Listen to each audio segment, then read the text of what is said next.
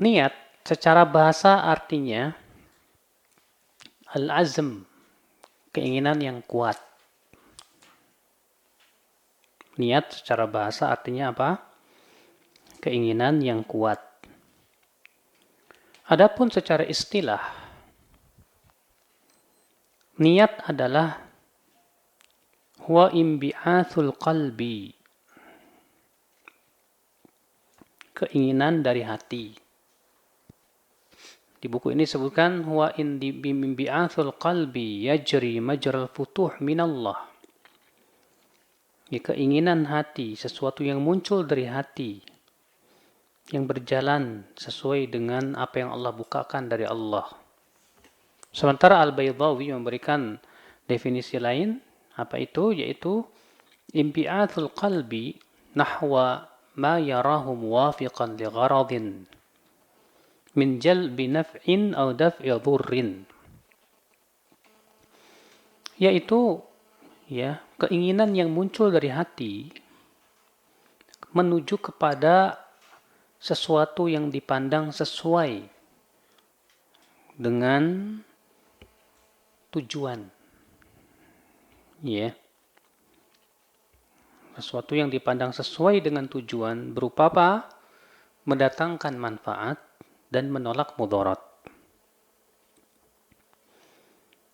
Dan definisi ini, Ibu sekalian, adalah definisi yang bersifat umum ya. Maksudnya umum itu apa sih? Bahwa ya, definisi ini adalah bersifat umum, artinya semua perbuatan kita tidak lepas dari niat. Semua perbuatan kita tidak lepas dari apa? Niat. Kecuali tentunya ibu-ibu sekalian anggota-anggota tubuh yang memang tidak butuh niat. Contohnya apa? Ibu ya, apa namanya? Kicep apa ya? Berkedip ya. Ya, ibu berkedip ya. Itu tidak perlu niat. Dengan sendirinya ia berkedip. Jantung ibu yang berdenyut ya. Demikian pula ketika makan lambung ya, itu semua tanpa niat. Karena itu bergerak dengan sendirinya dengan perintah dari Allah Subhanahu wa taala. Tapi untuk gerakan tangan, gerakan kaki, selama itu bukan gerakan refleks ya, itu tetap membutuhkan apa? Niat. Ibu makan niat nggak? Ibu minum, ibu mandi, bahkan seluruh perbuatan kita tidak lepas dari niat. Makanya kalau ada orang berkata kepada ibu, tadi saya ya makan tanpa niat, kita katakan aneh sekali. Gimana caranya? Itu tangan saya bergerak sendiri. Tiba-tiba ya mulut saya itu calangap sendiri. Ya. Ini ibu-ibu sekalian, tidak mungkin, kita katakan mustahil lah. Makanya kata Ibnu Qayyim, kalaulah kita disuruh bergerak tanpa niat, pasti kita tidak bisa. Bagaimana kita mau bergerak tanpa niat? Bagaimana kita mau beribadah tanpa niat? Kalaulah Allah memerintahkan kita untuk beribadah dengan tanpa niat, pasti itu sebuah perintah yang mustahil kita bisa lakukan. Kecuali kalau ngelindur. Iya enggak? Iya dong. Iya. Makanya ibu-ibu sekalian, kalau ibu mau sholat, ketika ibu pergi menuju kamar mandi untuk berwudu, sudah ada keinginan tidak? Sudah otomatis. Karena yang menggerakkan kaki kita itu hati kita, keinginan kita. Dari keinginan itu muncul perbuatan. Makanya ibu-ibu sekalian, niat itu tempatnya di mana? Di hati. Ya, niat itu bukan di lisan. Oleh karena itulah, niat itu tidak perlu diucapkan oleh lisan. Ya, apa ibu pernah kalau mau makan, ya, melafazkan niat dulu. Saya berniat mau makan, Ya, nggak perlu. Pokoknya niat itu sudah ada otomatis di hati kita. Dan para ulama semua bersepakat, kata Syekhul Islam, ya, ajma'al ulama ala anna niyah mahalluha fil qalb. Para ulama bersepakat bahwa niat itu tempatnya di mana? Di hati. Ini dengan kesepakatan seluruh ulama. Ya. Adapun melafadzkan niat, ibu-ibu sekalian, ini tidak pernah dilakukan oleh Rasulullah, tidak pula para sahabat, tidak pula para tabi'in. Yang pertama kali memunculkannya adalah seorang ulama Syafi'iyah yang bernama Abu Abdullah Zubairi, ya. Kenapa? Karena beliau salah dalam memahami perkataan Imam Asy-Syafi'i. Ya, Imam Syafi'i, ya, ketika membahas di dalam kitab ya, tentang permasalahan yang berhubungan dengan niat haji, Imam Syafi'i di situ berkata begini, walaysat kas-shalah fa innaha la budda minan nutq. Tidak sama dengan sholat, karena sholat itu harus diucapkan. Disangka, difahami oleh Abu Abdullah Az-Zubairi bahwa yang dimaksud oleh Imam Syafi'i di sini adalah mengucapkan niat. Padahal kata Imam Nawawi, ya, beliau menanggapi perkataan Abu Abdullah Az-Zubairi ini bahwa yang dimaksud oleh Imam Syafi'i itu mengucapkan takbiratul ihram. Nah itu ibu, ya, asal muasal munculnya melafadzkan niat tuh, Bu. Makanya, ya, kalau kita perhatikan ulama-ulama mazhab Syafi'iyah yang terdahulu, pentolan-pentolannya seperti Imam Nawawi, Imam Syairazi, Imam Ar-Rafi'i, semuanya mengingkari akan pelafadzan niat. Bahkan Al-Imam Asy-Syairazi dalam kitab Al-Muhadzab yang merupakan pentolan mazhab Imam Syafi'i di zamannya, bahkan kitab beliau Al-Muhadzab menjadi rujukan mazhab Syafi'iyah. Di situ mengatakan apa? Wa ba'du ashabina man yara bistihbab at-talaffuz bin niyyah. Sebagian teman-teman kami dari mazhab Syafi'i ada yang berpendapat disunnahkan melafadzkan niat. Kata beliau apa? Walaysa bisyai'. Dan ini pendapat yang tidak ada apa-apanya, tidak ada dalilnya. Ya. Yeah. Dan memang betul tidak ada dalilnya. Kita tidak pernah mendengar Rasulullah SAW, ya, mengajarkan atau sekali saja mengucapkan lafaz ketika niat ketika mau sholat. Bahkan ketika ada seorang laki-laki, ya, datang kepada Rasulullah, dia masuk masjid lalu ia sholat dengan cepatnya. Ia pun datang kepada Rasulullah dan berkata, Assalamu alayka ya Rasulullah. Assalamu alayka ya Rasulullah. Apa kata Rasulullah? Wa alaikassalam. Irji' fasalli fa innaka lam tusalli. Ayo kamu balik lagi sholat, kamu belum sholat. Akhirnya dia sholat lagi, ibu, ya, dengan cepatnya. Setelah itu dia kembali lagi kepada Rasulullah dan mengucapkan salam. Rasulullah menjawab lagi salamnya dan berkata, Irji' fasalli fa innaka lam tusalli. Kembali lagi kamu sholat, kamu belum sholat. Ia sholat lagi sampai 3 kali. Akhirnya orang itu nyerah dan berkata, ya Rasulullah, la usin siwa hadha. Aku tidak bisa melakukan kecuali ini, ya Rasulullah. Fa'alimni, tolong dong ajarkan aku. Kata Rasulullah, idza qumta ila shalah fatawaddo thumma istaqbilil qiblah fakabbir. Kalau kamu mau sholat, berwudulah, kemudian menghadap kiblatlah, lalu takbirlah. Kan Rasulullah nggak ngomong ucapkan niat, enggak. Ya. Oleh karena itu, ibu-ibu sekalian, ya, pengucapan niat yang kita lihat di Indonesia ini, ya, orang mau sholat tuh sampai susahnya minta ampun terkadang itu.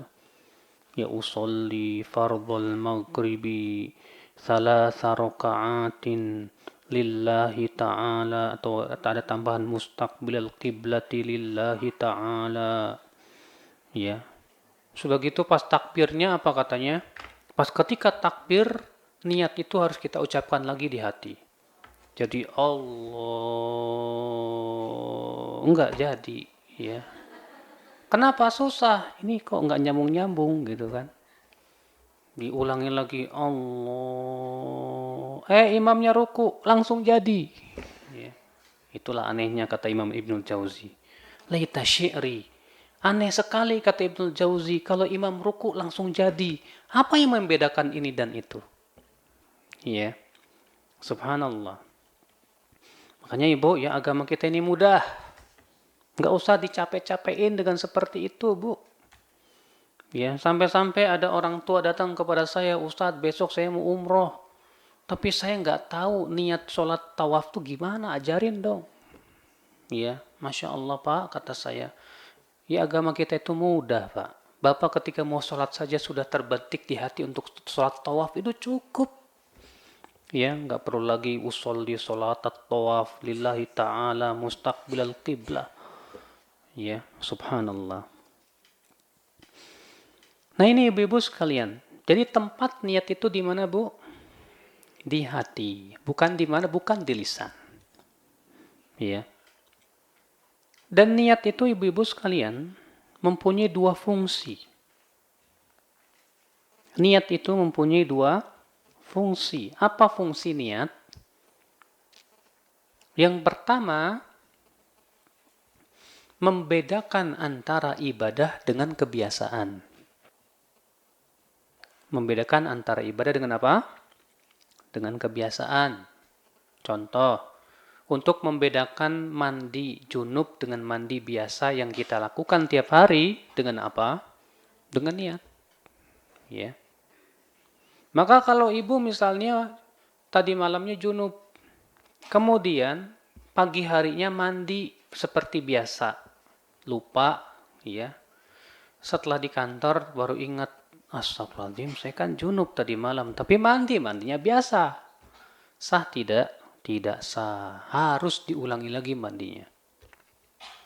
Ya. Jadi fungsi yang pertama ini, apa itu? Membedakan antara ibadah dengan ya kebiasaan. Yang kedua, ibu-ibu sekalian, apa itu? Membedakan ibadah satu sama lainnya. Ibu mau sholat sunat dengan sholat wajib, dibedakan pakai apa, Bu? Pakai niat.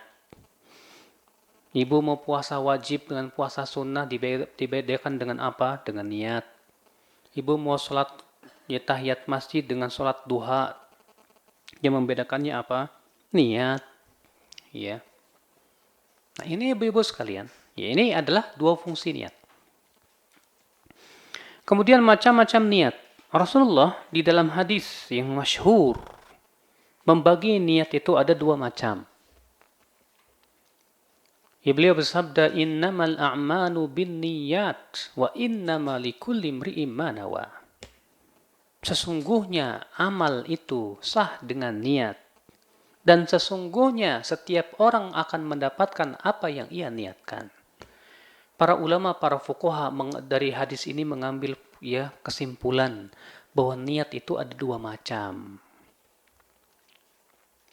Apa itu? Yang pertama disebut dengan niatul amal. Niat untuk beramal. Yang ditunjukkan oleh hadis innamal a'malu binniyat. Ya. Apa itu niat amal ibu-ibu? Yaitu niat kita untuk melakukan suatu amalan. Ibadah berupa sholat. Ya. Sholatnya apakah wajib ataukah sunnah? Sunnahnya apakah sunnah muqayyadah atau sunnah mutlaqah? Ibu mau melakukan puasa, demikian pula haji, demikian pula umroh. Ini adalah disebut dengan niat amal. Niat apa? Niat amal. Ya. Dan niat amal ini ibu-ibu, kata para ulama, itu mempengaruhi sah atau tidaknya amalan seorang hamba. Niat amal itu mempengaruhi apa? Ya, sah atau tidaknya amalan seorang hamba. Yang kedua yaitu niatul idhafah ilallah.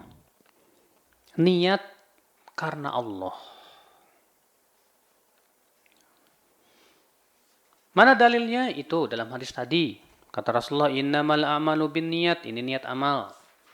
Wa innamal likulli imri'in ma nawa, dan setiap orang itu akan mendapatkan apa yang dia niatkan. Lalu Rasulullah bersabda, faman kanat hijratuhu ilallahi wa rasulih. Siapa yang hijrahnya kepada Allah dan Rasulnya, fahijratuhu ilallahi wa rasulihi, maka hijrahnya kepada Allah dan Rasulnya. Artinya kalau hijrahnya karena Allah, dia dapat pahala.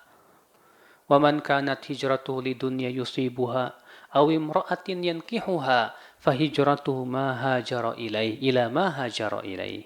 Siapa yang hijrahnya karena ingin menikahi seorang wanita atau karena dunia yang ia cari, kata Rasulullah, maka hijrahnya sesuai dengan niatnya. Nah, ini disebut dengan niat untuk siapa. Ini Bu ya, yang mempengaruhi dosa atau ya tidaknya.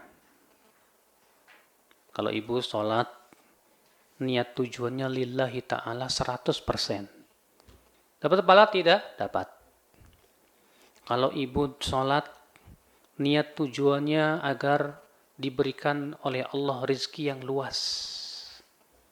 Ya. Dapat pahala tidak? Tergantung. Kalau misalnya lillahi ta'ala-nya lebih dominan daripada niat mendapatkan dunianya, dapat pahala tapi kurang. Tapi kalau niat dunianya lebih dominan daripada lillahi ta'ala-nya, maka dapat dosa.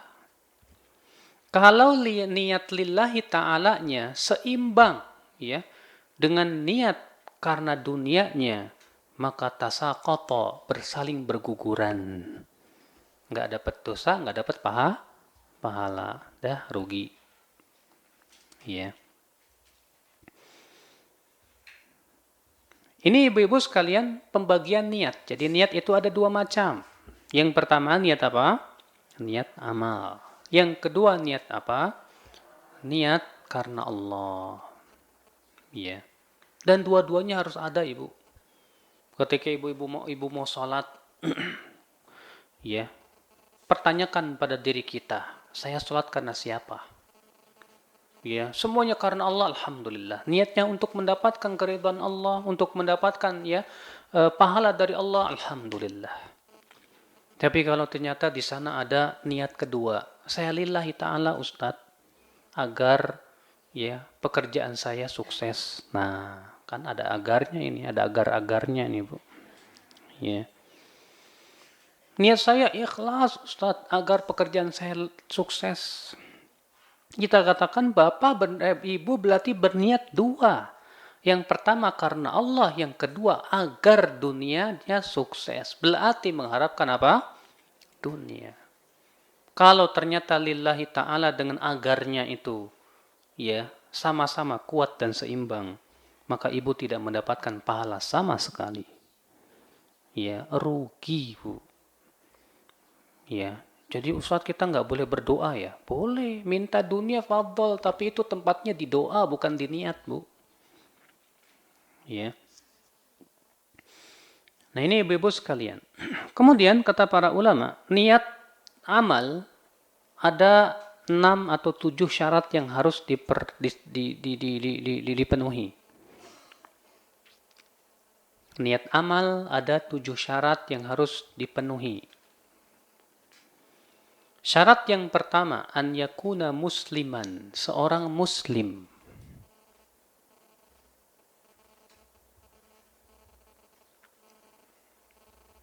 Ini disebut dengan syarat sah niat, Bu ya.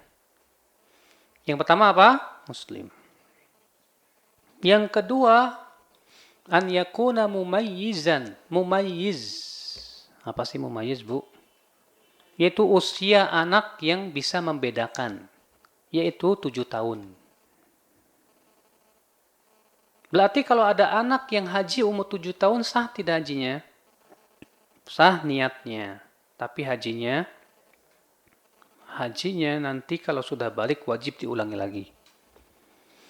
Ini berdasarkan hadis bahwa Nabi SAW bersabda, "Idza hajjas sabiy ya qabla an yablugh fa alaihi hajjatun ukhra ba'da ma balag." Apabila anak kecil haji sebelum balik, kata Rasulullah, maka dia wajib haji lagi setelah balik. Kalau ibu yang ngajak anak ibu umur 8 tahun haji, maka anak tersebut ya sah ya niat hajinya. Akan tetapi kata para ulama setelah dia balik tetap wajib haji lagi.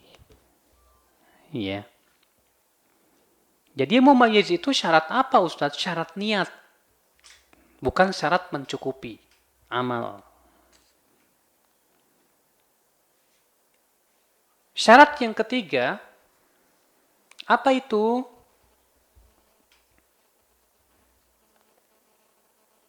Yaitu an yakuna aliman bil manwi, berilmu tentang apa yang ia niatkan. Ketika ibu beramal, ibu harus tahu hukumnya apa. Artinya ibu mau sholat apa nih? Sholat wajib apa sholat sunnah?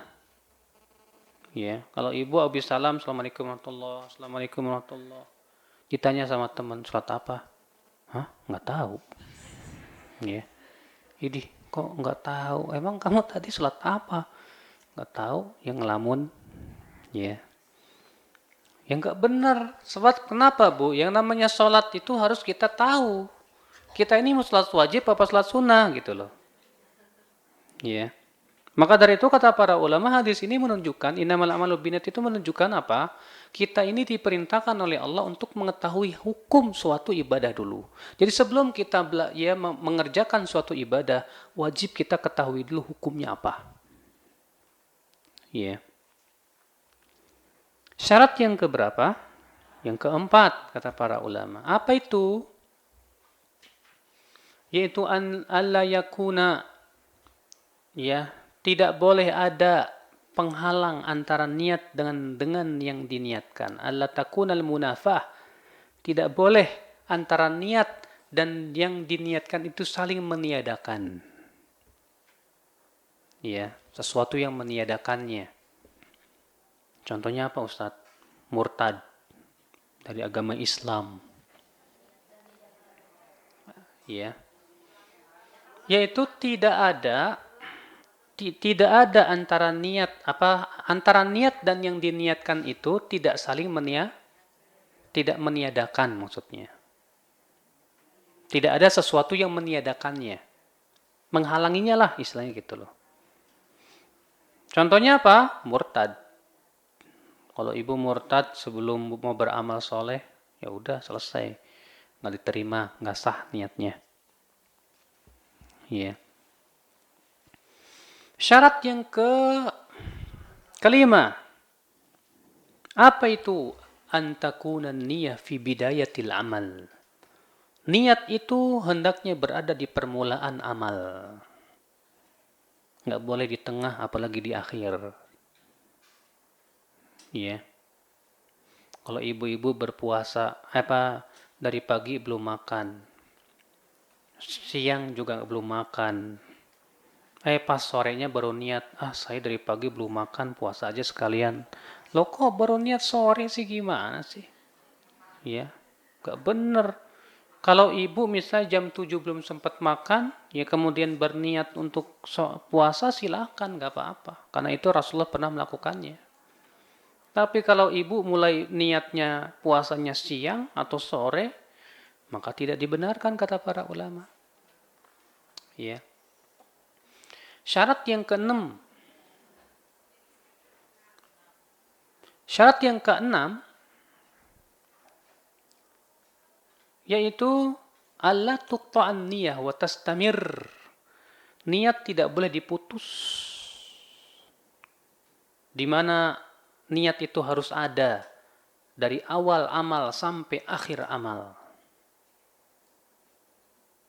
Niat itu harus ada dari awal amalan sampai apa? Sampai akhir amalan. Ya.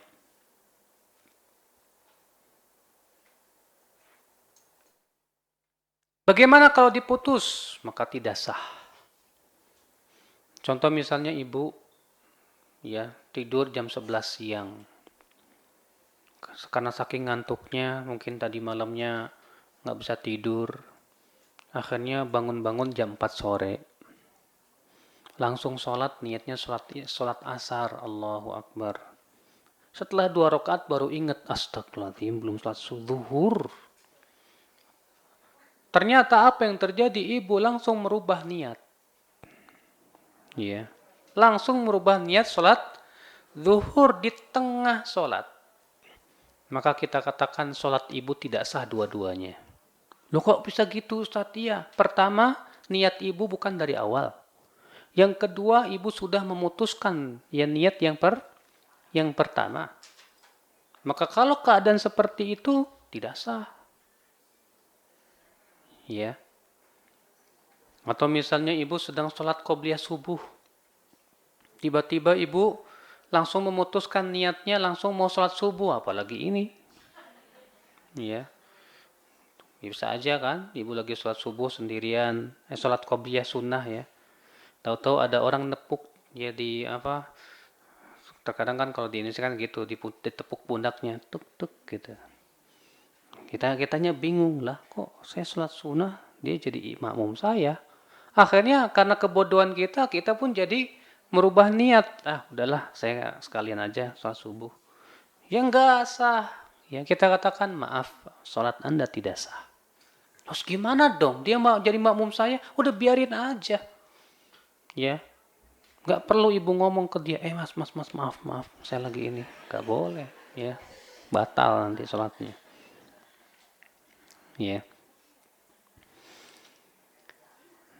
Nah ini ibu-ibu sekalian. Kemudian syarat yang keberapa? Yang ketujuh. Tapi ini syarat ini tidak berlaku pada seluruh amal. Pada amalan-amalan tertentu saja. Yaitu alla yusyarrak. Tidak boleh disekutukan dalam satu amalan dua niat. Tapi ini khusus amalan-amalan yang tidak bisa gabung. Contohnya apa? Salat 5 waktu. Contohnya apa? Salat 5 waktu. Tidak boleh digabung, tidak boleh. Kalau ibu misalnya salat 4 rakaat, niatnya 2, salat zuhur dan asar. Nggak boleh. Kalau ibu demikian pula menggabung antara niat wajib dengan niat sunnah. Ustadz, saya mau qadha puasa sekalian syawalan.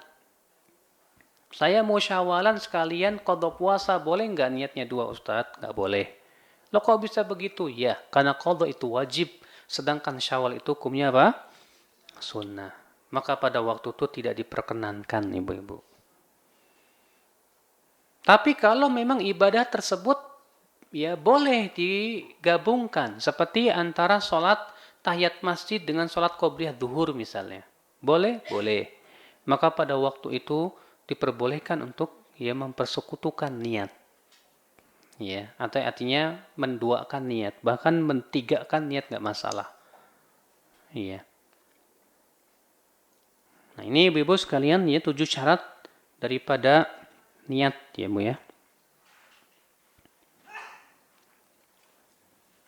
Kemudian ibu-ibu sekalian, pembahasan yang kita akan bahas itu niat yang kedua sebetulnya, Bu.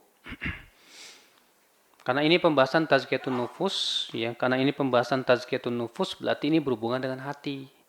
Berarti yang dimaksud dengan niat di sini artinya apa? Ya niat yang kedua yaitu niat karena Allah, mengharapkan pahala dari Allah Subhanahu wa taala. Kita akan bacakan ya buku ini ya sedikit demi sedikit. Kata beliau ketika menyebutkan niat di sini huwa bi'athul qalbi yajri majral futuh min Allah. Faqad tatayassar fi ba'dil awqat wa qad tata'adzar fi ba'dihha. Wa man kana al-ghalibu 'ala qalbihi amrud din tayassara 'alaihi fi aktsaril ahwal ihdharun niyyah lil khairat. Fa inna qalbahu ma'ilun bil jumlah ila aslil khair. Fayamba'ithu ila at-tafasil ghaliban. Kata beliau, ia adalah merupakan keinginan hati ya yang menuju kepada apa yang mengalir atau berjalan sesuai dengan apa yang Allah bukakan dari Allah. Yang terkadang itu mudah pada sebagian waktu dan terkadang itu sulit pada sebagian waktu. Ya. Siapa yang hatinya dikuasai oleh urusan agama, maka biasanya akan mudah dia ya pada banyak keadaan untuk menghadirkan niat menuju kebaikan. Kenapa kata beliau? Karena hatinya condong secara global, secara umum kepada pokok kebaikan tersebut. Ya, sehingga ia selalu menginginkan kepada kebaikan-kebaikan tersebut. Ya. Wa man mala qalbuhu ila dunya wa ghalabat alaih. Dan siapa yang hatinya condongnya lebih banyak kepada dunia, bahkan ia dikuasai oleh cinta dunia, lam yatayassar lahu dzalik, bal la yatayassar lahu fil faraid illa bijahdin jahid. Ya, sulit sekali ia untuk menghadirkan niat yang ikhlas itu. Ya, bahkan sangat sulit kecuali dengan perjuangan yang berat. Ya. Maksud beliau apa, Bu? Bahwa niat lillah, niat untuk mengharapkan pahala dari sisi Allah, itu adalah sulit sekali bagi mereka yang hatinya dipenuhi dengan cinta dunia. Sebab kenapa, Bu? Kalau orang yang cinta dunia, pasti dia mengharapkan keuntungan duniawiyah. Ada orang cinta kedudukan, dia ingin duduk di MPR atau di DPR atau ingin mencalonkan diri sebagai anggota DPR, ya. Mau tidak mau apa yang terjadi? Ya, seringkali untuk menghadirkan keikhlasan itu sulit. Kenapa demikian? Karena cinta dunia sudah menguasai hatinya. Akhirnya apa yang terjadi, Bu? Ya, sholat yang tadinya nggak pernah sholat ke masjid, jadi tiba-tiba sholat ke masjid. Gara-gara apa? Wah, ya, tujuan niatnya pengen dapat suara. Yang tadinya nggak pernah nyumbang buat masjid, jadi nyumbang ke masjid. Gara-gara apa? Tujuannya supaya mendapatkan suara. Orang seperti ini, Ibu, sangat sulit sekali untuk ikhlas. Kenapa demikian? Karena hatinya dikuasai oleh dunia. Ya. Demikian pula orang yang hatinya dipenuhi dengan cinta uang. The time is money. Ya. Waktu itu bagi dia uang, uang, dan uang. Dia berpikir, ya sholat gak dapat duit. Ya, akhirnya apa? Kalaupun dia sholat, niatnya pasti dua. Lillahi ta'ala dan supaya rizkinya diluaskan. Sehingga untuk benar-benar lillahi ta'ala 100% itu berat. Berbeda ketika hatinya selalu ingat kepada kehidupan akhirat. Berbeda ketika hatinya yakin bahwasanya akhirat lebih baik dan lebih kekal. Ya, berbeda ketika hatinya betul-betul memahami bahwa dunia ini sesuatu yang hina di hadapan Allah. Dia tahu bahwa Allah pasti sudah berjanji kepada hamba-hambanya untuk memberikan berupa rizki dan yang lainnya bagi orang-orang yang bertakwa. Tanpa harus berniat karena dunia pun Allah sudah memberikan janjinya. Ya. Maka orang yang hatinya betul-betul dikuasai oleh apa? Oleh keinginan agama, keinginan akhirat, ya, dan ingat kepada kehidupan akhirat, maka bagi orang seperti ini mudah untuk ikhlas. Ya, mudah buat ikhlas. Nah, ini maksud daripada perkataan beliau tersebut. Wa an Umar ibn Khattab radhiyallahu anhu an Rasulillah sallallahu alaihi wasallam, innamal a'malu binniyat wa innamal likulli imri'in ma nawa.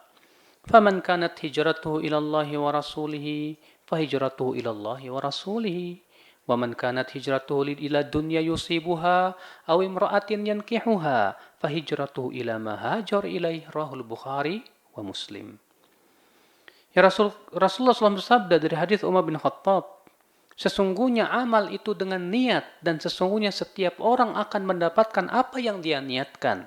Siapa yang niat hijrahnya kepada Allah dan Rasulnya, maka ia mendapatkan pahala niat hijrah kepada Allah dan Rasulnya. Tapi siapa yang hijrahnya karena dunia yang ingin ia raih atau wanita yang ingin ia nikahi, maka niatnya, ya, maka ia akan mendapatkan sesuai dengan niatnya, Ibu. Ya, kita datang ke majlis taklim, niat ibu-ibu bermacam-macam. Ada yang memang niatnya lillahi ta'ala ikhlas, Masya Allah, saya ingin menuntut ilmu Allah, maka dapat pahala yang sempurna di sisi Allah. Ada yang niatnya, ya, yang kedua apa? Ya, kali aja dapat rekanan bisnis. Kan kalau di legenda banyak orang kaya. Ya, bisa kenalan, lumayan lah buat jualan baju. Ya, jualan bagus sih, Bu. Ya. Tapi karena ada niat kedua itu, ya. Bukannya saya mencela, Bu. Jualan bagus, tapi jangan sampai mengeruhkan keikhlasan kita di dalam beramal soleh. Ya. Oleh karena itu Imam As-Suyuti dalam kitab Al-Ashbah wan Nadhair ketika membahas pembahasan tentang orang yang haji niatnya dua, niat haji dan niat jualan. Kata Imam Suyuti, kita lihat mana yang paling dominan. Kalau yang paling dominan jualannya, bukan itunya, maka pada waktu itu dia tidak dapat pahala, bahkan dapat dosa. Kalau niatnya adalah yang paling dominan hajinya, bukan jualannya, dia tetap dapat pahala tapi berkurang pahalanya, karena ada niat yang kotor tersebut. Kalau dia seimbang, sudah kita sebutkan tadi, ya saling berguguran, nggak dapat dosa, nggak dapat pahala. Ya. Makanya dari itu ibu-ibu sekalian, ya, terkadang niat-niat karena dunia itu yang menyebabkan kita sulit sekali untuk apa? Ikhlas, betul-betul ikhlas. Ya, di tempat ini mah nggak boleh jualan, nggak mau datang ah. Nah kan tujuannya berarti sebenarnya tujuannya jualan, bukan karena ngaji. Ya. Sebab kalau dia tujuannya karena Allah pengen ngaji, walaupun dilarang jualan di situ, tetap aja ngaji. Kenapa? Karena memang tujuannya dia ingin menggali ilmu. Ya, maaf Bu ya, bukan mau nyindir. Ya, saya cuma ingin sama-sama mengingatkan. Ya, fadzakir fa inna dzikra tanfa'ul mu'minin. Ya. Nah ini ibu-ibu sekalian. Jadi penting Bu ya. Dari situlah ibu-ibu sekalian pentingnya kita untuk memakmurkan hati kita dengan cinta kepada Allah, ya. Cinta kepada kehidupan akhirat. Makanya ketika Allah mensifati orang-orang yang memakmurkan masjid, Allah mensifati mereka apa? Ya innama ya'muru masajidallah man amana billahi wal yaumil akhir wa aqamas shalah wa ataz zakah wa lam yakhsha illallah fa'asa ulaika ay yakunu minal muhtadin. Sesungguhnya yang memakmurkan masjid Allah itu siapa? Yaitu orang yang beriman kepada Allah dan hari akhirat, mendirikan sholat, membayar zakat, dan ia tidak takut kecuali hanya kepada Allah. Mereka itulah, ya semoga termasuk orang-orang yang mendapatkan hidayah. Artinya orang yang memakmurkan masjid, Bu, itu pertanda keimanan dia kepada Allah. Dia mengharapkan wajah Allah. Dia beriman kepada hari akhirat. Maka kalau hati kita dipenuhi dengan keimanan kepada Allah dan hari akhirat, maka kita semangat kepada kebaikan luar biasa. Ya. Walaupun itu tidak ada keuntungan materi duniawiyah buat dia. Dia berbeda dengan hatinya yang dikotori oleh cinta dunia yang berlebihan. Walaupun dia ikhlas, seringkali keikhlasan itu dikotori oleh mengharapkan kehidupan dunia. Ya, maka ibu-ibu sekalian, mencari dunia silahkan. Tapi jangan jadikan ibadah untuk tujuan mencari dunia. Sebab kalau ibadah itu sudah dijadikan tujuan mencari dunia, musibah dan malapetaka yang akan menimpa. Apa itu? Ya, amalan ibadah kita seringkali dikotori oleh tujuan-tujuan dunia tersebut. Nas'alullah salamata wal afiyah. Ibu-ibu sekalian, Ruya an Syafi'i, dan diriwayatkan dari Imam Asy-Syafi'i rahimahullah, annahu qala, bahwa beliau berkata, hadzal hadits thuluthul ilm. Hadis ini adalah sepertiga ilmu. Apa itu? Hadis innamal a'malu bin niyat. Innamal a'malu bin niyat, yakni anna salahal a'mal al-muwafiqah lis-sunnah bi salahin niyah. Sesungguhnya amal itu dengan niat, artinya amalan yang saleh itu yang sesuai dengan sunnah harus disertai dengan niat yang saleh. Amalannya bagus sesuai sunnah, tapi sayang niatnya bukan karena Allah. Diterima enggak? Tidak. Ada lagi orang yang ikhlasnya niatnya ikhlas, dia mengharapkan wajah Allah, tapi ternyata tidak sesuai dengan sunnah. Diterima tidak? Tidak. Ya. Tidak akan diterima amal, Bu, kalau tidak memenuhi dua syarat tadi. Yang pertama apa? Ikhlas. Yang kedua apa? Ya mutaba'atu Rasulillah, sesuai dengan apa yang dicontohkan oleh Rasulullah sallallahu alaihi wasallam. Wa huwa ka qaulihi, dan ini sama dengan sabda Rasulullah, innamal a'malu bil khawatim. Ya sesungguhnya amal itu sesuai dengan pengakhirannya. Kalau pengakhirannya ditutup dengan keikhlasan, maka dia akan mendapatkan pahala yang besar. Tapi kalau amalan tersebut ditutup bukan dengan keikhlasan, maka ia tidak mendapatkan pahala sama sekali di sisi Allah Subhanahu wa taala. Ya. Wa qaulu sallallahu dan sabda Rasulullah bahwa innama likulli imri'in ma nawa. Sesungguhnya setiap orang akan mendapatkan apa yang dia niatkan, yakni thawabal amil ala amalihi bihasbin niyatis salihah allati yajma'uha fil amalil wahid. Artinya, pahala orang yang beramal sesuai dengan niatnya tersebut. Ya. Untuk siapa? Karena apa? Ibnu Qayyim al-Jauziyah dalam kitab beliau Ighathatul Lahfan berkata, "Ma min amalin illa wa yu'rad lahu diwanan." Tidak ada satupun amal kecuali akan dipertanyakan dua pertanyaan. Pertanyaan yang pertama, ya, untuk siapa Anda beramal? Karena apa? Pertanyaan yang kedua, ya, di atas syariat siapa Anda beramal? Pertanyaan pertama harus lulus dulu. Untuk siapa? Karena apa? Untuk dunia, ya, atau untuk mendapatkan pahala dari Allah? Karena Allah atau karena pujian manusia? Kalau pertanyaan yang kedua ini sudah berhasil dijawab, lulus. Maka dipertanyakan pertanyaan yang kedua. Di atas syariat siapa Anda beramal? Syariat Anda atau syariat Rasulullah? Ya. Subhanallah. Wa niyatus salihatu la tughayyirul ma'asi an mawdhi'iha, kata beliau. فلا ينبغي أن يفهم الجاهل ذلك من أموم قول الإسلام إنما الأعمال بالنيات فيظن أن المعصية تصير طاعة بالنية. Kata beliau, niat yang baik tidak bisa merubah maksiat menjadi baik. Maka janganlah seseorang memahami hadis ini, innamal a'malu binniyat, sesungguhnya amal itu tergantung niat. Lalu ia menganggap kalau begitu yang penting niatnya baik, walaupun perbuatannya buruk jadi baik, tidak mungkin. Iya. Kayak si pitung, Bu.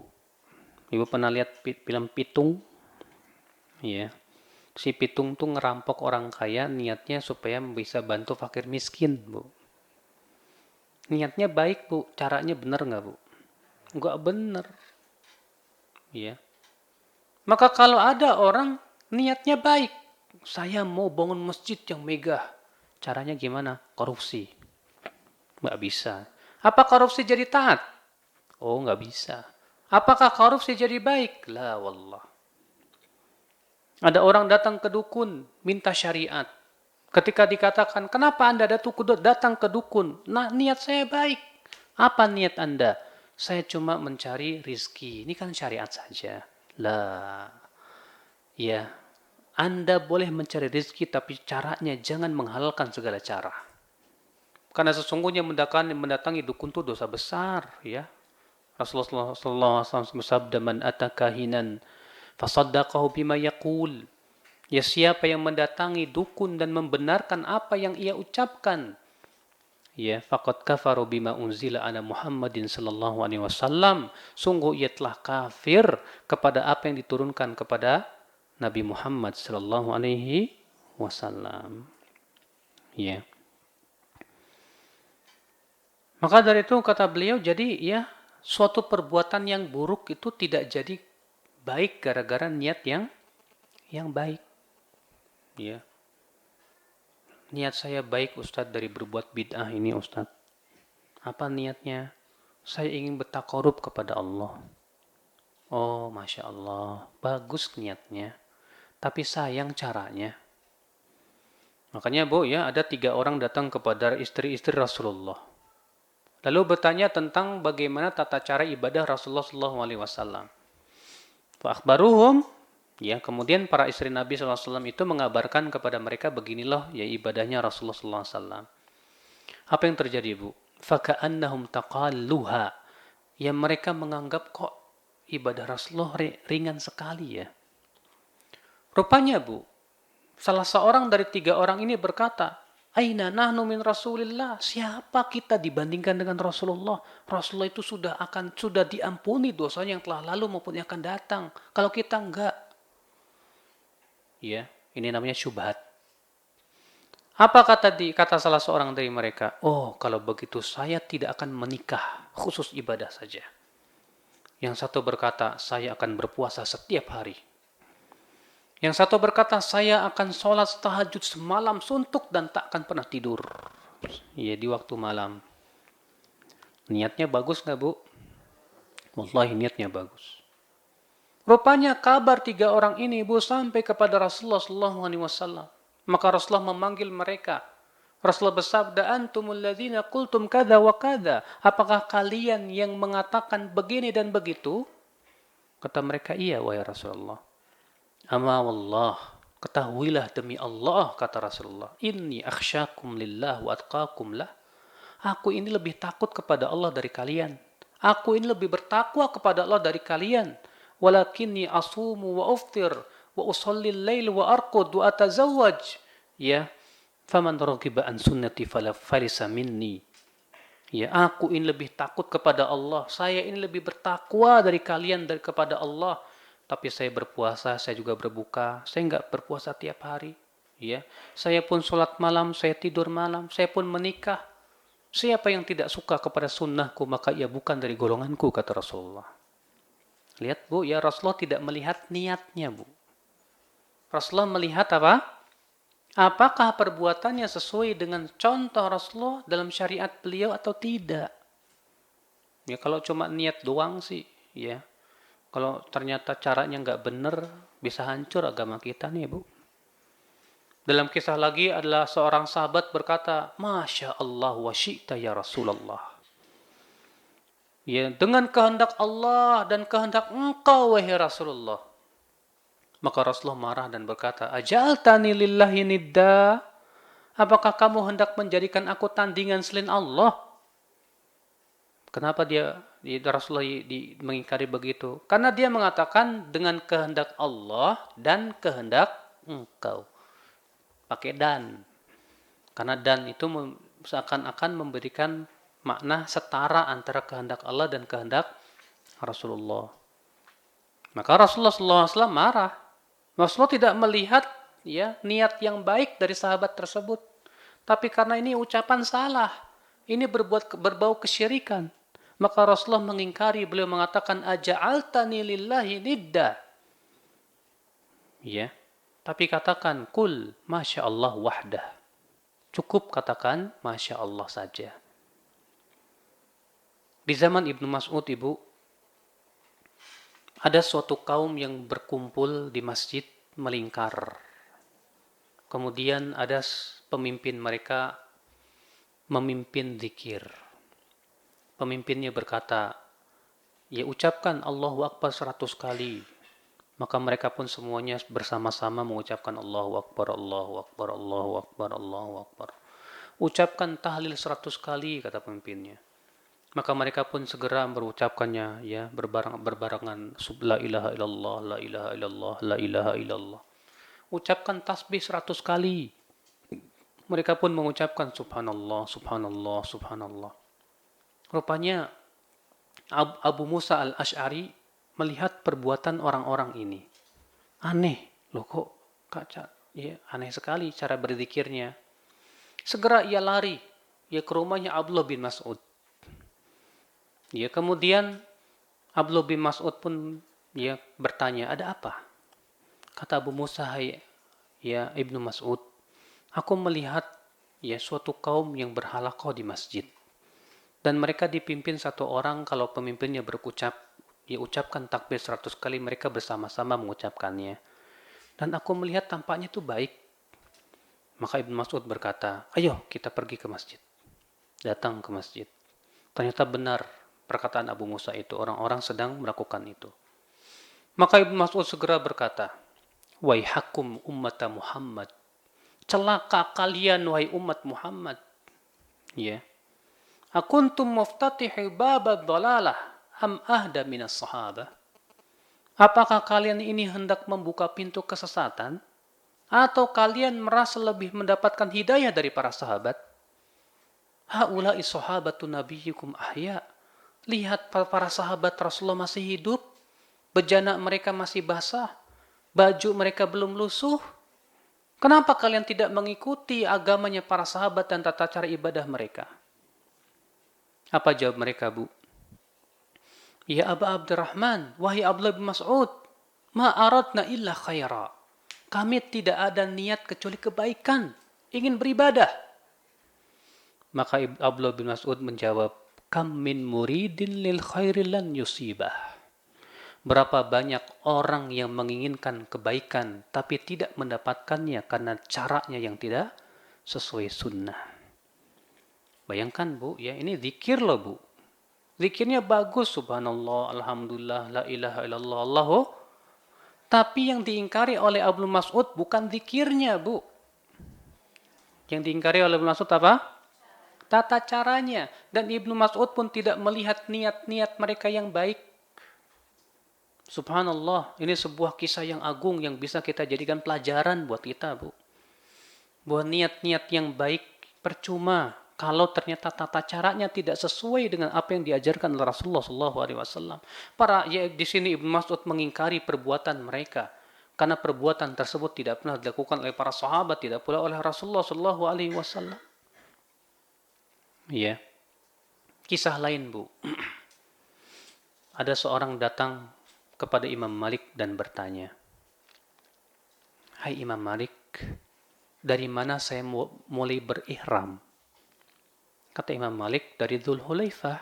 Dari sanalah Rasulullah SAW memulai berihram. Kata orang ini, saya ingin memulai berihram dari sisi kuburan Rasulullah. Iya. Kata Imam Malik, la taf'al, kamu jangan lakukan itu. Inni akhsha alaikal fitnah. Saya khawatir nanti kamu ditimpa fitnah. Kata dia, ayu fitnah ya Imam Malik? Ya innama aziduha amyal. Fitnah apa Imam Malik? Apa bahayanya? Saya cuma menambah beberapa mil. Ya. Kan Dzul Hulaifah ke kuburan Rasulullah cuma 10 kilo. Ya, apa sih bahayanya?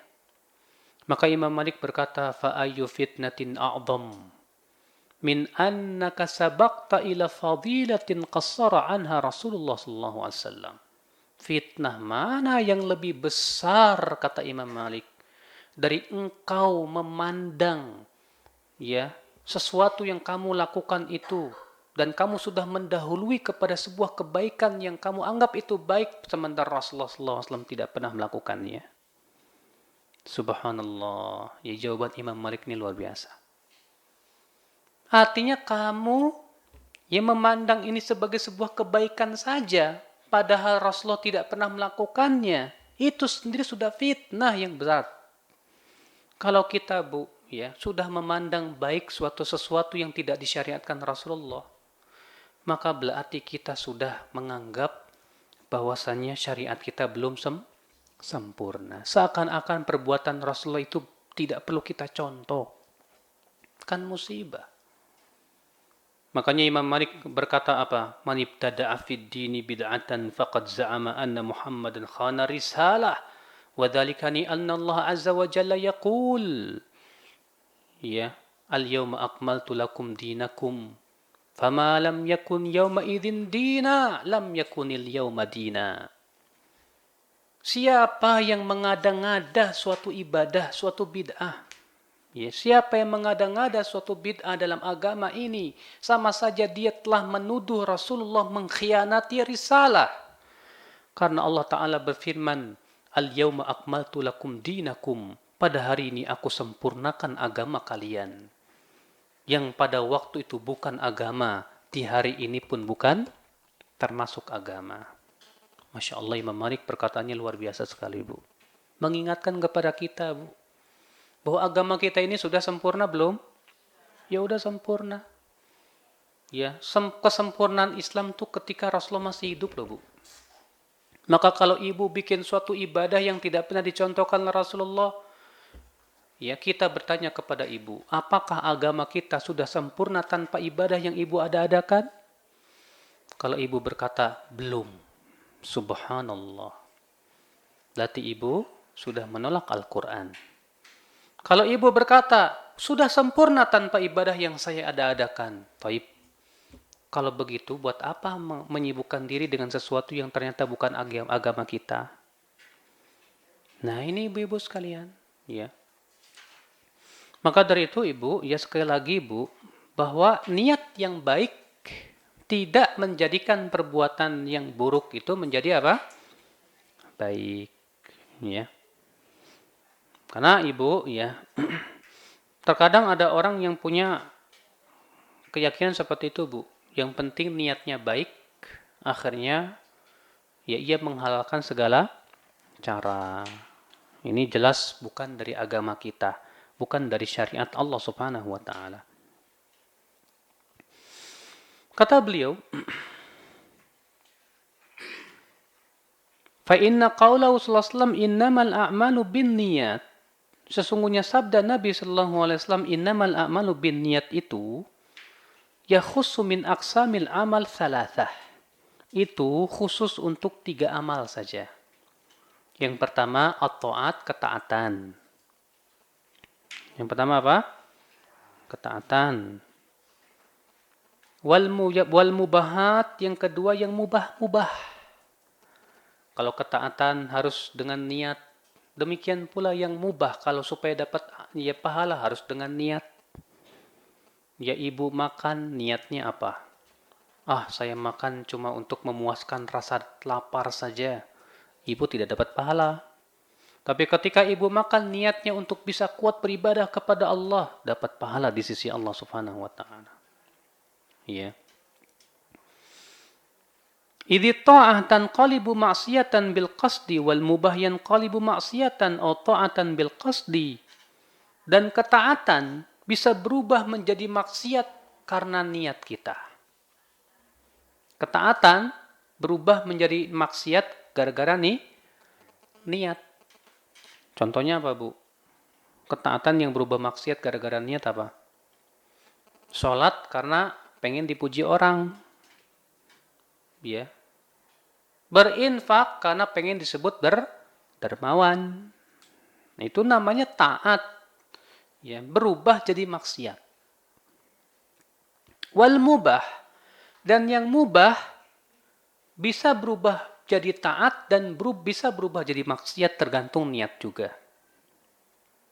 Iya. Tergantung niat juga.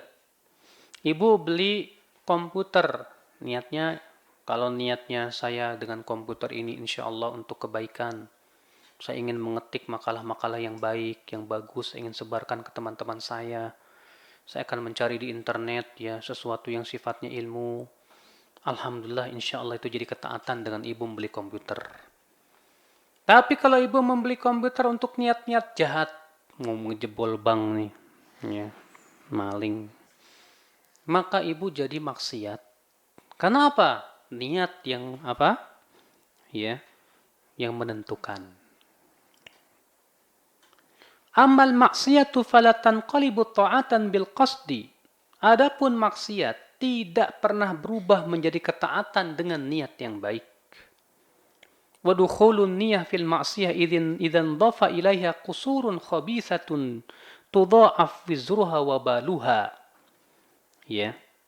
Dan masuknya niat dalam maksiat. Ya. Apabila disertai dengan ya keinginan-keinginan yang buruk lagi yang lainnya, maka pada waktu itu akan dilipat gandakan lagi dosa-dosanya. Ya subhanallah. Wa ta'at murtabitatun bin niyat fi asli sihatiha. Dan ketaatan itu berhubungan dengan niat pada asal kesahihannya, keabsahannya. Wa fi tadha'ufi fadliha, dan demikian pula dengan dengan niat juga ya pahalanya menjadi berlipat ganda. Ya, kenapa Bu? Karena memang niat itu Bu, kata para ulama lebih baik daripada amal. Niat seorang hamba lebih baik daripada amalnya. Kenapa demikian Bu? Karena terkadang kita mendapatkan pahala tanpa amal, sebatas niat doang sudah dapat pahala. Contohnya mana Ustaz? Contohnya hadis. Rasul kita yang mulia alaihi salatu wasallam bersabda apa? Ya. Idza nama ahadukum wa nawa an yatahajjada, apabila salah seorang dari kalian tidur dan dia berniat untuk tahajud. Tidur niatnya apa? Mau tahajud. Faghalabathu ainah, ternyata kalah oleh matanya. Alias ketiduran sampai subuh. Kataballahu lahu manawa. Allah tetap tuliskan untuknya niat sholat tahajudnya sebagai sebuah kebaikan. Wa kana naumuhu lahu sadaqah, dan tidurnya menjadi sedekah buat dia. Masya Allah ya, kalau ibu niatnya nanti malam saya mau tahajud ya Allah, ternyata ibu ketiduran sampai subuh. Maka pertama, niat tahajud ibu tetap ditulis oleh Allah. Yang kedua, tidurnya ibu ditulis sebagai sedekah. Berarti sebatas niat saja, badal kita tidak beramal, dapat pahala tidak? Dapat pahala. Ya. Disebutkan dalam hadis bahwa Rasulullah SAW bersabda apa? Innamad dunya li arba'ati nafar. Dunia itu untuk 4 orang. Kayaknya pernah deh saya menyampaikan ini. Belum ya? Oh, di tempat lain berarti. Innamad dunya li arba'ati nafar. Dunia itu untuk 4 orang, kata Rasulullah. Yang pertama, rajulun ya, a'tahu Allahu malan wa a'tahu ilman. Yang pertama yaitu seorang yang diberikan oleh Allah harta dan diberikan oleh Allah ilmu. Dengan ilmunya, ya, ia pun menggunakan harta tersebut di jalan Allah. Fahuwa bi khairil manazil, maka ini adalah kedudukan yang sangat baik, yang paling tinggi. Ya, sudah dikasih harta, dikasih ilmu, luar biasa. Yang kedua kata Rasulullah, wa rajulun atahu Allahu ilman wa lam yu'tihi malan. Yang kedua kata Rasulullah, orang yang diberikan oleh Allah ilmu tapi tidak diberi harta. Tidak diberi apa? Harta. Wa nawa wa qala, dan ia berniat dan berkata, in a'tani Allahu malan, ya, kalaulah nanti Allah berikan aku harta, aku ingin berniat seperti si fulan yang berinfak fisabilillah itu. Fahuma fil ajri sawa, dengan niatnya saja pahalanya sudah sama. Masya Allah, ibu nggak punya duit, nggak punya harta, tapi gara-gara ibu berniat kuat, bertekad kuat, nanti kalau Allah diberikan saya harta, ya, saya ingin berinfak seperti dia, maka dia mendapatkan pahala niatnya. Masya Allah, luar biasa. Bayangkan Bu, ya, itu menunjukkan bahwa niat saja sudah mendatangkan pahala. Ya. Di antaranya hadis bahwa Rasulullah SAW bersabda apa? Kata Rasulullah, inna bil madinati larijalan masirtun masiran wala qata'tum wadiyan illa syarakukum fil ajri habasahumul udhru. Di kota Madinah itu ada beberapa orang yang apabila kalian melewati lembah dan kalian menaiki bukit, mereka bersekutu dengan kalian dalam pahala. Cuma mereka itu beruzur tidak bisa ikut berjihad karena apa? Sakit. Rupanya Bu, ya, mereka ingin berjihad tapi karena mereka lemah, mereka sakit, punya uzur. Rupanya dengan niat yang baik itulah, ya, mereka selalu bersekutu dengan para mujahidin dalam keadaan-keadaan mereka. Subhanallah. Itu menunjukkan betapa agungnya niat, Bu. Ya, betapa agungnya apa? Niat. Ya. Maka dari itulah ibu-ibu sekalian ya, di sini kita tentunya ibu ya, kita berusaha ya untuk selalu berniat kebaikan. Kalau kita ya paham tentang fikih niat, tentang masalah pentingnya niat, ya kata Ibnu Qudamah, maka bagaimana kita bisa mendapatkan pahala berlipat ganda sebatas dengan niat. Di antaranya dengan cara apa? Kita memperbanyak niat kebaikan dalam suatu perbuatan. Ya. Kalau ibu makan, jangan niatnya cuma satu. Saya niatnya Ustadz kalau makan supaya kuat beribadah. Kok cuma satu? Pahalanya cuma satu kalau gitu. Loh, ada niat yang lain. Niat yang lain dong.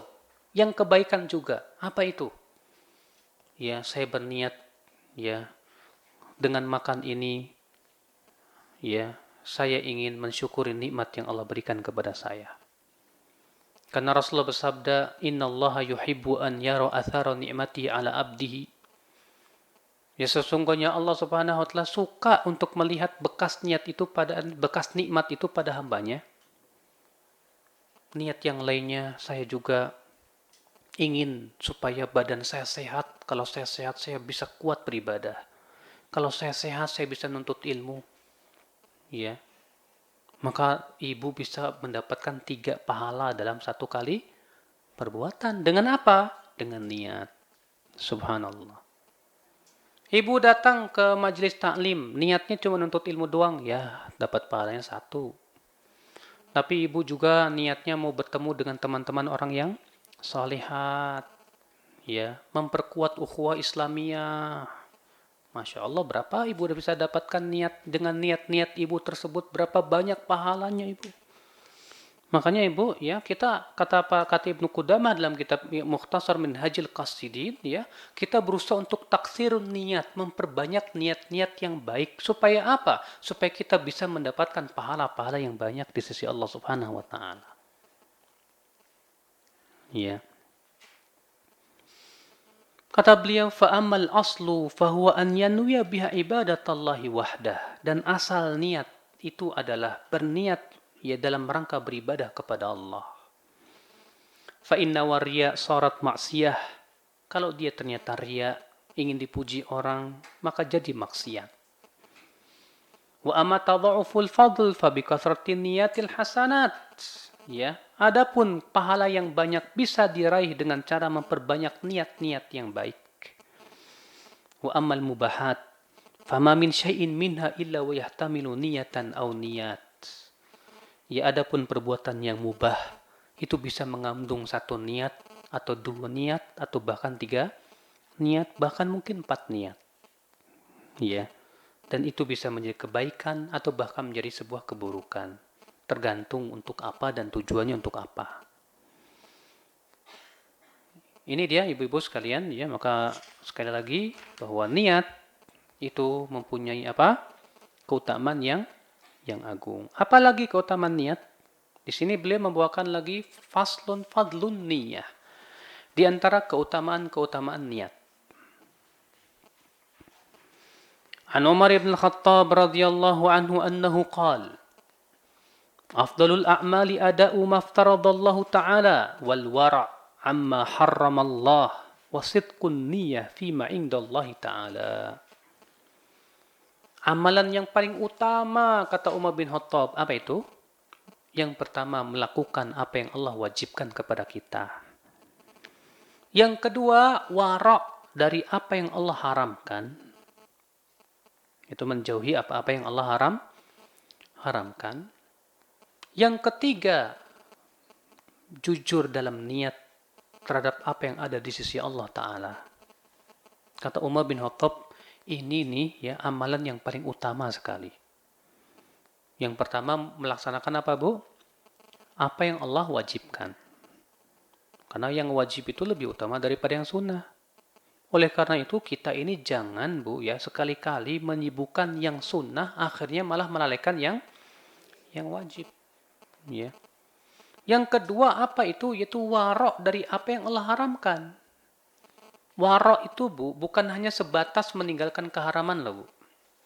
Tapi warok itu mempunyai makna menjauhi segala macam yang bisa menyeret kita kepada yang haram. Itu warok. Maka semua yang menyeret kita kepada yang haram, kita tinggalkan. Ya. Walaupun itu mubah. Walaupun itu apa? Mubah. Tapi kalau itu bisa menyeret kepada yang haram, udahlah tinggalin aja. Ya, itu warok namanya. Yang ketiga kata Umar bin Khattab yaitu kejujuran niat terhadap apa yang ada di sisi Allah. Ketika niat kita jujur ingin mendapatkan pahala, kita mesti ikhlas. Ya. Wa qala ba'dus salaf, sebagian salaf berkata, rubba amalin saghir tu'adzibuhu niyah, rubba amalin kabir tusaghiruhu niyah. Berapa banyak amalan yang kecil tapi menjadi besar pahalanya dengan niat. Dan berapa banyak amalan yang besar tapi menjadi kecil niatnya, pahalanya gara-gara apa? Gara-gara niat. Ya. Makanya Bu, ya, seseorang yang semakin kuat keikhlasannya Bu, dan semakin kuat keyakinannya kepada Allah, barangkali amalan yang kecil itu jadi besar di sisi Allah. Sebuah contoh misalnya, Rasulullah SAW bersabda apa? La tasubbu ashabi. Jangan kalian mencaci maki para sahabatku. Fawalladhi nafsi biyadih. Demi zat yang diriku berada di tangannya. Lau anna ahadakum anfaqa ya mithla uhudin dhahaban. Ma balagha mudda ahadihim wala nasifah. Kalaulah di antara kalian, kata Rasulullah, ada yang berinfak dengan sebesar emas gunung Uhud, ya, emas sebesar gunung, itu tidak akan mencapai infak para sahabat segenggam emas atau setengah genggamnya. Masya Allah Bu. Apa yang membedakan coba Bu? Hah? Keimanan, keikhlasan, kekokohan iman. Ketika para sahabat imannya sangat kokoh, keyakinan mereka sangat kuat kepada Allah dan apa yang ada di sisi Allah. Walaupun mereka berinfak dengan segenggam emas, ternyata bisa mengalahkan kita yang berinfak dengan sebesar apa? Sebesar gunung, karena kurangnya keikhlasan kita barangkali, kurangnya keyakinan kita kepada Allah barangkali. Iya. Demikian pula, ya ibu-ibu sekalian, disebutkan dalam hadis, dan ini hadis pernah saya sebutkan kepada ibu-ibu insyaallah. Kata Rasulullah, dirhamun sabaqa mi'ati dirham, mi'ati alfi dirham. Ada 1 dirham bisa mengalahkan 100.000 dirham dalam pahala. Ya, maksudnya Bu, ada orang yang berinfak dengan sebesar 100.000 dirham. Yang satu lagi berinfak dengan 1 dirham. Ternyata kata Rasulullah, yang 1 dirham bisa mengalahkan pahala orang yang 100.000 dirham. Kok bisa begitu ya wahai Rasulullah? Kata seorang sahabat. Kaifa dzalika ya Rasulullah? Kok bisa begitu ya Rasulullah? Ya. Kata Rasulullah, rajulun indahu malun katsir. Ada orang yang hartanya banyak merimpah ruah. Dari harta yang banyak itu ia ambil 100.000 dirham, lalu ia infakkan. Sementara satu lagi dia hartanya cuma 2 dirham. Hartanya cuma berapa? 2 dirham. Lalu dia ambil 1 dirham. Maka yang 1 dirham ini lebih utama daripada yang 100.000 dirham. Coba ibu, kalau ibu punya duit 1 miliar, kemudian ibu infakkan 2 juta, kira-kira ringan nggak Bu? Wah, ringan Bu. Jangankan 2 juta, Ustaz, 10 juta juga ringan kok. Ya, uang saya masih banyak. Tapi kalau ibu cuma punya duit 200.000, mau berinfak 100.000, ya Robbi, mikir 12 kali. Aduh, kalau saya infakkan nanti gimana? Saya kan gini gitu kan pikiran. Tapi ketika ibu yakin, insya Allah, ya kalau saya infakkan ini, Allah akan berikan pahala yang berlipat ganda kepada saya. Saya mengharapkan pahala di sisi Allah. Akhirnya dilawan kepikirannya, diinfakkan juga 100.000. Maka jelas ini lebih besar kata Rasulullah pahalanya daripada yang berinfak 100.000 dirham. Yang 1 dirham bisa mengalahkannya. Ya, luar biasa. Maka itu dengan apa? Kekokohan iman, kekuatan, keyakinan kepada Allah. Itu bisa menjadi besar amalan yang kecil. Ya, niat-niat yang jujur kepada Allah Subhanahu wa taala. Wa an Yahya bin Abi Katsir, dan dari Yahya bin Abi Katsir ia berkata, ta'allamun niyyah fa inna ablag minal amal. Pelajarilah niat oleh kalian karena ia lebih kuat daripada amalan itu sendiri. Ya. Nah, ini Ibu-ibu sekalian seputar niat, mudah-mudahan semakin kita memahamkan tentang hakikat niat, urgensi niat, ya. Dan perkara-perkara yang berhubungan dengan niat, ya. Dan mudah-mudahan ibu-ibu kita selalu dikaruniakan oleh Allah niat-niat yang ikhlas, ya. Dan tidak dikotori oleh niat-niat yang tidak ikhlas. Wallahu a'lam.